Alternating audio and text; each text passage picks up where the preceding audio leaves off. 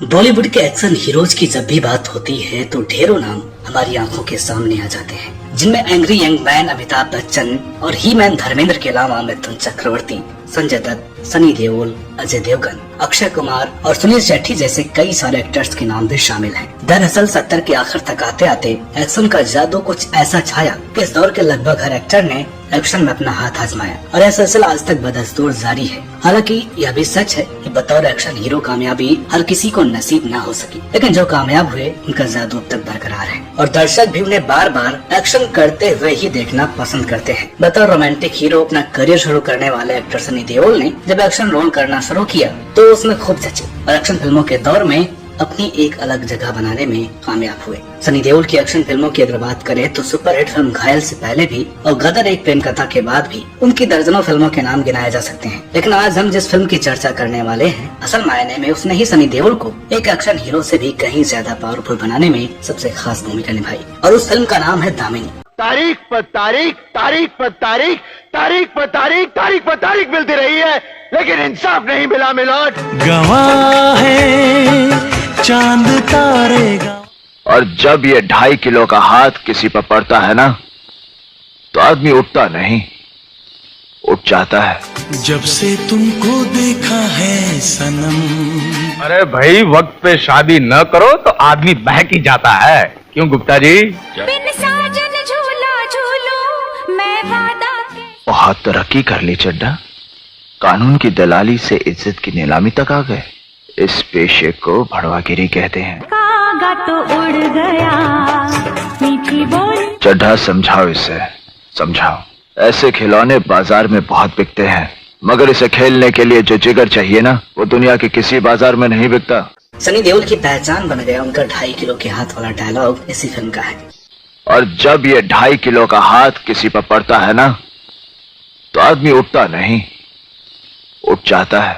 जिसे आज भी लोग दोहराते ही रहते हैं। फिल्मी फैक्ट्स के अंतर्गत आज हम आपको 90 के दशक में आई इस बेहतरीन फिल्म से जुड़ी ढेरों जानकारियां देंगे, जिसे देखने के लिए आपको बने रहना है इस वीडियो में शुरू से अंत तक। अतः निर्देशक राजकुमार संतोषी द्वारा निर्देशित फिल्म दामिनी 30 अप्रैल 1993 को सिनेमाघरों में रिलीज हुई थी और इस फिल्म का निर्माण किया था एली मोरानी, करीम मोरानी और बंटी सुरमा ने। न्याय के लिए एक औरत के बगावत और कानूनी दांव पेच से रूबरू कराती यह फिल्म शुरुआत में धीमी चली थी, लेकिन माउथ पब्लिसिटी की वजह से इसके दर्शक बढ़ते चले गए और फिल्म को जबरदस्त कामयाबी हासिल हुई। फिल्म की स्टोरी लिखी थी सुतानु गुप्ता ने और डायलॉग्स दिलीप शुक्ला ने लिखे थे। फिल्म में एक ऐसी महिला की कहानी को दिखाया गया है जो दुष्कर्म की शिकार घर की नौकरानी को इंसाफ दिलाने के लिए न सिर्फ परिवार और समाज के खिलाफ लड़ाई लड़ती है, बल्कि अपने उस पति को भी छोड़ने से पीछे नहीं हटती जिसे वह जान से भी ज्यादा प्यार करती है। बताया जाता है कि यह कहानी हॉलीवुड की टीवी फिल्म साइलेंट विटनेस का रीमेक है, जिसमें सनी देओल के किरदार और दामिनी के मानसिक अस्पताल जाने के सीन को जोड़कर हिंदी दर्शकों के लिए तैयार किया गया था, जो कामयाब भी हुआ।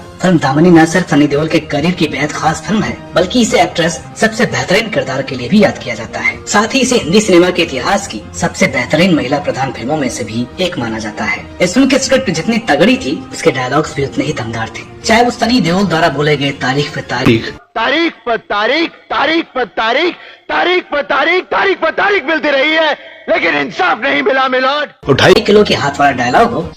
और जब ये 2.5 किलो का हाथ किसी पर पड़ता है ना तो आदमी उठता नहीं, उठ जाता है।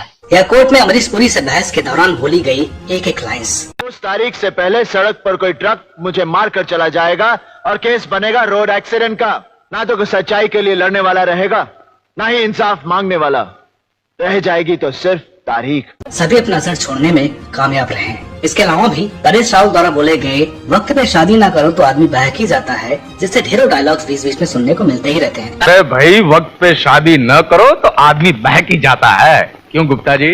जो दर्शकों को फिल्म से जोड़कर रखने का काम करते हैं। फिल्म में ऋषि कपूर, मीनाक्षी शेषाद्री, सनी देओल और अमरीश पुरी मुख्य भूमिकाओं में हैं। हालांकि आपको यह जानकर ताज्जुब होगा कि इस फिल्म के लिए ऋषि कपूर वाली भूमिका पहले जैकी श्रॉफ को ऑफर की गई थी, लेकिन उन्होंने मना कर दिया। बताया जाता है कि राजकुमार संतोषी ने उनको लेकर यह कह दिया था कि जैकी ज्यादातर बड़े भाई की भूमिका निभाते थे और ये बात जैकी को काफी बुरी लगी। बताया जाता है कि इस दौरान मीनाक्षी शेषाद्री और राजकुमार संतोषी के बीच कुछ अनबन चल रही थी, यहाँ तक कि मीनाक्षी ने संतोषी के साथ भविष्य में काम करने तक से इनकार कर दिया था, जिस कारण संतोषी ने मीनाक्षी की जगह डिम्पल कपाड़िया से संपर्क किया। इधर ऋषि कपूर इस बात पर अड़ गए, अगर फिल्म में डिम्पल सफल होंगी तो काम नहीं करेंगे। इसके बाद संतोषी श्रीदेवी के पास गए, लेकिन उनकी फीस संतोषी के बजट से बाहर थी, इसलिए वहाँ भी बात न बन सकी। अंत में हारकर संतोषी और मीनाक्षी में सुलह कराई गई और फाइनल दामिनी का किरदार मीनाक्षी को ही मिला। हालांकि संतोषी इस फिल्म की कहानी फिल्म हीना से हिंदी फिल्मों में कदम रखने वाली पाकिस्तानी एक्ट्रेस ज़ेबा बख्तियार को भी सुनाना चाहते थे, लेकिन उनके सेक्रेटरी खालिद मोहम्मद ने पहले ही इनकार कर दिया था। यह फिल्म सनी देओल के करियर की टर्निंग पॉइंट भी मानी जाती है। इस फिल्म में नोटिस करने वाली बात यह है कि इसमें ऋषि कपूर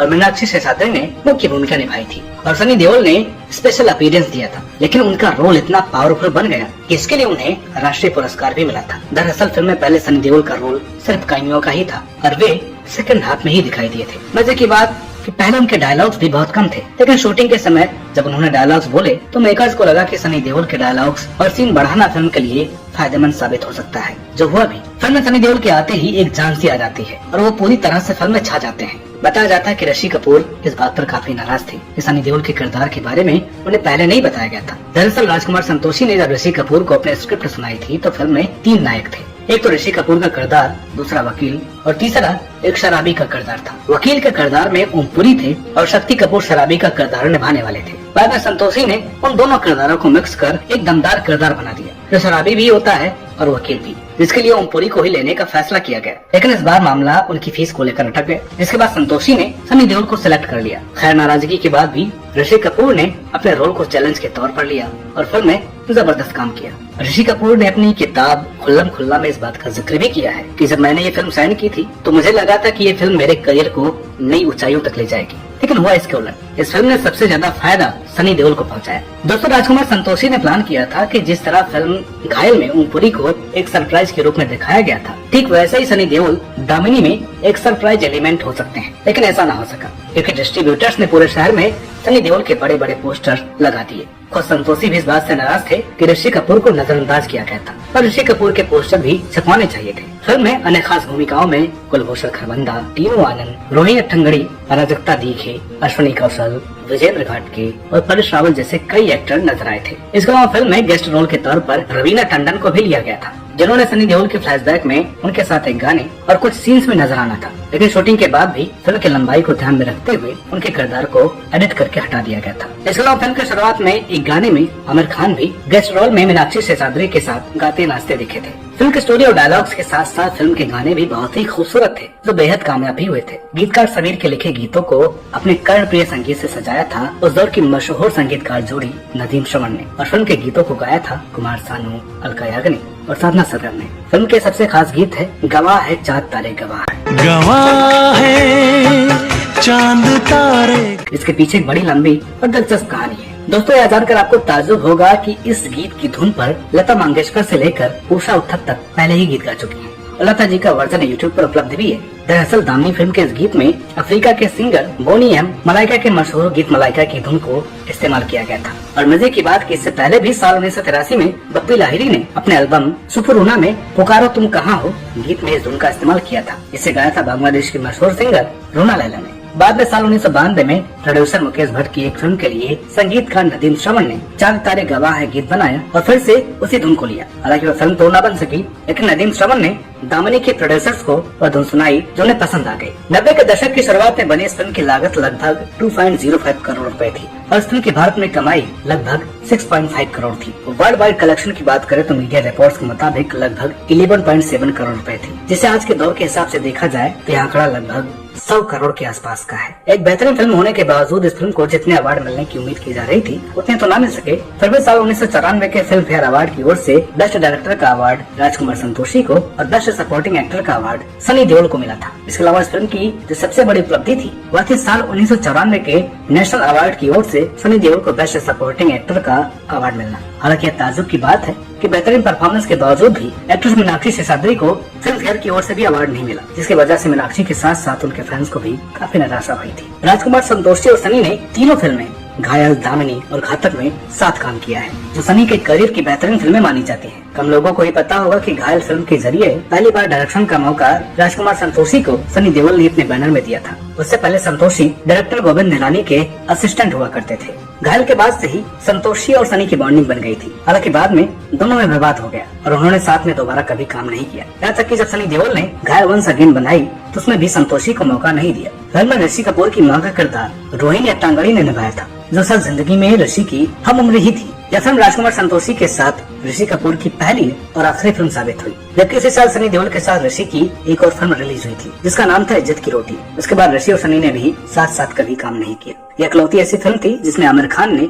सनी देओल और मीनाक्षी के साथ काम किया था। हालांकि इस फिल्म में आमिर और सनी के एक साथ कोई भी सीन नहीं थे, जबकि बॉक्स ऑफिस पर 3 बार दोनों की फिल्में साथ में रिलीज हो चुकी हैं। और मजे की बात कि दोनों की फिल्में हर बार कामयाब रही हैं। इस फिल्म की कामयाबी का आलम यह था कि मुंबई के एक टॉकीज में इंटरवल तक करंट शो की टिकट बेचने के लिए विंडो ओपन रखी जाती थी, क्योंकि सनी देओल की एंट्री के बाद सेकंड हाफ में भी दर्शकों की भीड़ आने की संभावना बनी ही रहती थी। यह फिल्म असल में 6 महीने में कंप्लीट हो गई थी और इसे दिसंबर 1992 में ही रिलीज किए जाने की प्लानिंग थी। लेकिन मुंबई में हुए सांप्रदायिक दंगों के कारण साल 1992 से मार्च 1993 के बीच कोई भी फिल्म रिलीज नहीं हुई थी। मार्च 1993 में ही सिलसिलेवार बम विस्फोट भी हुए थे, जिसके 1.5 महीने बाद इस फिल्म को रिलीज किया गया था। इस फिल्म के कई भाषाओं में कई रीमेक बने थे। तेलुगु में उर्मिला, तमिल में प्रियंका, उड़िया में नारी नेहरू तू नारायणी और बांग्लादेश में साक्तेर बिजॉय जैसी दामिनी की रीमेक फिल्में बनी। साल 1993 में ही दामिनी की रीमेक तमिल फिल्म प्रियंका को साल 1994 में हिंदी भाषा में भी डब किया गया था। कुछ साल पहले खबर आई थी कि सनी देओल भी फिल्म दामिनी का रीमेक बनाने की सोच रहे हैं। खबरों के मुताबिक दामिनी फिल्म के राइट्स जो कि शाहरुख खान की कंपनी रेड चिली एंटरटेनमेंट के पास है और उन्होंने सनी देओल को फिल्म दामिनी के रीमेक बनाने के राइट्स भी दे दिए हैं। अंदाजा लगाया जा रहा है कि सनी देओल अपने बेटे करण देओल के करियर को संवारने के लिए दामिनी का रीमेक बनाने वाले हैं, क्योंकि उनकी पहली फिल्म पल पल दिल के पास बॉक्स ऑफिस पर कुछ खास कमाल नहीं दिखा सकी थी। बहरहाल इसके रीमेक में कोई भी एक्टर हो उसे देखना दिलचस्प ही होगा, बशर्ते कि स्क्रिप्ट में वही कसाव रहे जो ओरिजिनल दामिनी में था। तो दोस्तों उम्मीद करते हैं कि आपको हमारा आज का वीडियो पसंद आया होगा। वीडियो अगर अच्छी लगी हो तो प्लीज इसे लाइक करें, शेयर करें और चैनल पर नए हो प्लीज इसे सब्सक्राइब करना ना भूलें। मिलते हैं आपसे अगली वीडियो में एक और नई दिलचस्प कहानी के साथ। तब तक के लिए नमस्कार।